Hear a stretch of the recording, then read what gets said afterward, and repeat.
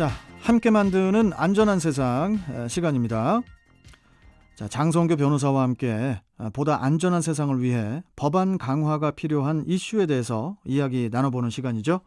자, 오늘도 여지없이 유튜브 댓글창에 댓글까지 달아주신 우리 장성규 변호사님 연결돼 계시죠? 예, 안녕하십니까. 나와 있습니다. 장성규 변호사입니다. 예, 어떻게 한 주일 잘 보내셨고요? 예, 이번 주 엄청 바빴습니다. 아, 오늘도 혹시 또 재판에 나가시고 그러십니까?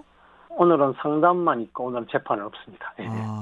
요즘 법정 휴정기라서. 아, 그렇습니까? 예.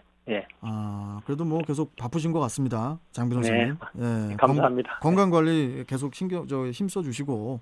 네. 자, 그나저나 이 정부가 62년 만에 그 친권자의 징계권 조항을 민법에서 삭제하기로 했다고 해요. 네. 우선 그 부모 징계권, 이 조항은 어떤 조항이었는지 설명부터 좀 해주시죠, 장 변호사님. 예, 이 조항은 민법 최초 시행될 때 있었던 조항인데요. 예.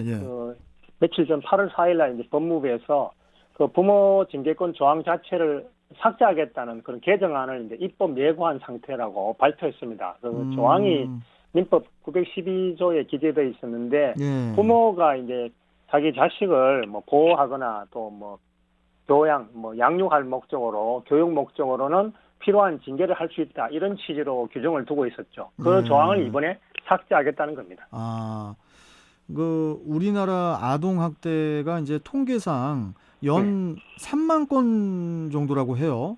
네. 이게 왜 이렇게 고쳐지지 않고 있는 건지, 처벌이 턱없이 약해서 그런 건지 장 변호사님께서는 어떻게 보십니까?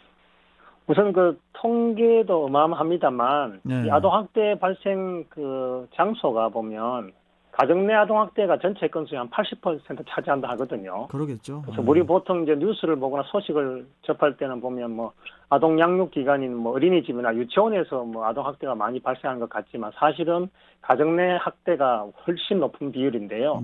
그런 이유는 제가 생각해 보니까 전통적으로 이 부모들이 자기 자식을 자기 소유물이라 생각하는 경향이 많은 것 같아요. 자기 소유물로 생각한다고요? 네, 그래서 그 체벌하는 것도 전에도 한번 말씀드린 것 같은데 사랑의 매라고 하면서 그렇게 이제 폭력을 정당화하다 보니까 자꾸 이렇게 늘어나고 있는 거죠.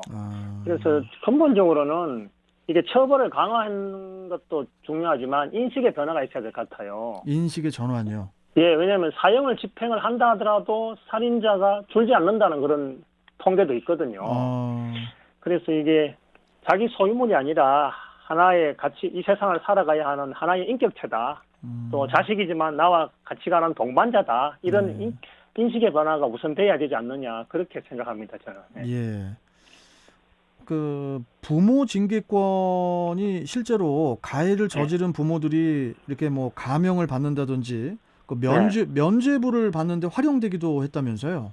그렇죠. 왜냐하면 그 조항 자체가 부모가 그 자식을 보호 또는 교육시킬 목적으로 하기 위해서 징계할 수 있다 이렇게 규정되어 있으니까 그게 이제 교육 목적이라면 때려도 된다, 체벌해도 된다 이렇게 받아들여진 거죠.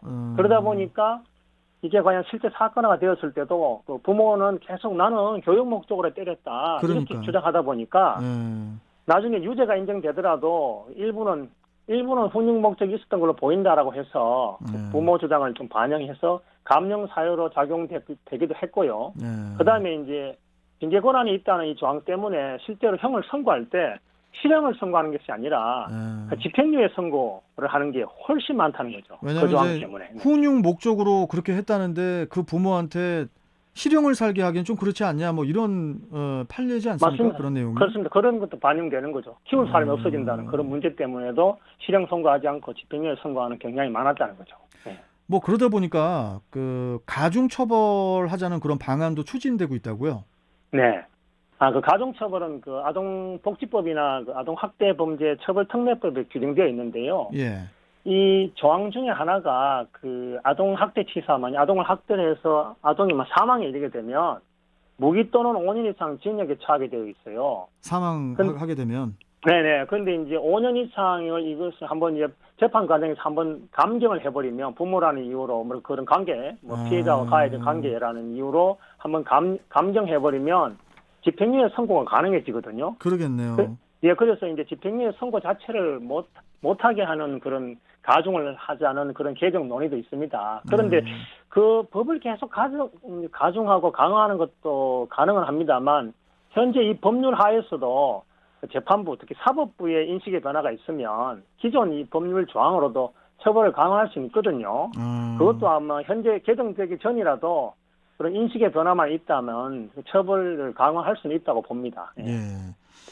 그 단순히 하나의 조항 폐지로 끝날 이슈가 아니라 예. 그 앞으로 아동학대 근절을 위해서 사회적으로 어떤 인식의 변화와 노력이 또 필요하다고 보십니까? 우리 장성규 변호사께서는?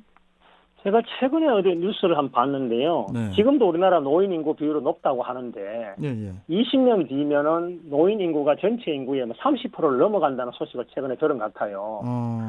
그런 걸 보면 현재 우리의 그 영유아들, 그다음에 청소년들은 결국 우리나라 미래의 인적 자원인 거잖아요. 그렇죠. 그들이 안전하고 건강하게 자라야 하는 그 필요성이 있다는 거죠. 그래서 이제는 이런 아동학대 문제가 가정 내부의 문제가 아니다. 전체 국가의 미래가 걸린 문제다. 이렇게 생각을 해야 될 것 같고요. 예. 그 다음에 우리 일반 국민들도 뭐 담 넘어 아니면 우리 가정 밖의 문제, 남의 가정 일이니까 그런가 보다 넘어가는 인식이 아니라 뭐 아동학대 정황이 보인다거나 하면 바로 국가기관에 신고도 해야 될 것 같고 예. 국가도 이제 가정 문제라는 것으로 해서 뭐 이제 개입하는 것을 좀 꺼리는 경향이 있었는데 보다 적극적으로 개입해서 피해 발생도 예방하고 또 피해가 발생했다 하더라도 그 확대 방지를 해야 될 국가적 의무가 있지 않나 그렇게 저는 생각합니다. 옳으신 말씀이십니다. 네.